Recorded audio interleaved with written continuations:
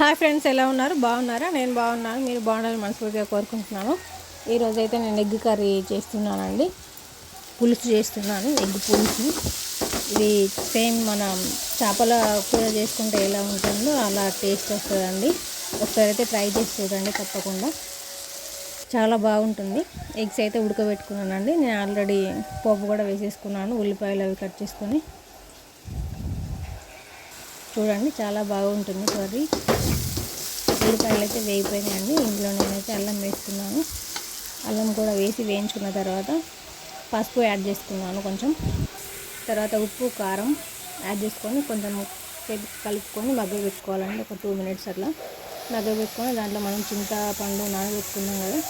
ఇప్పుడు ఆ చింతపండు అయితే మనం గుజ్జు మొత్తం తీసి దాంట్లో వాటర్ యాడ్ చేసుకొని మనం వేసుకోవాలండి.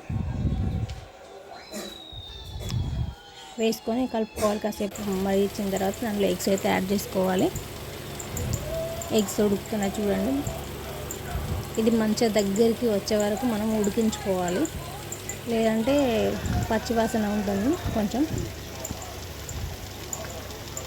చింతపండు పులుసు ఎంత మంచిగా మరిగితే మనకంత టేస్ట్ అనేది వస్తుందండి.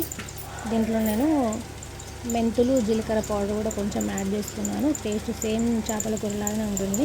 ఏ చింతపండుతో చేసిన కర్రీ కానీ ఏ పులుసు అయినా కానీ అందులో కొంచెం షుగర్ అనేది యాడ్ చేసుకుంటే చాలా బాగుంటుంది టేస్ట్. ఒకసారి ట్రై చేసి చూడండి. తప్పకుండా కామెంట్ బాక్స్లో తెలియజేయండి ఎలా వచ్చింది ఏంటని చెప్పి. ప్లీజ్ వీడియో నచ్చితే లైక్ చేయండి, షేర్ చేయండి, సబ్స్క్రైబ్ చేసుకోండి. మౌని వ్లాగ్స్.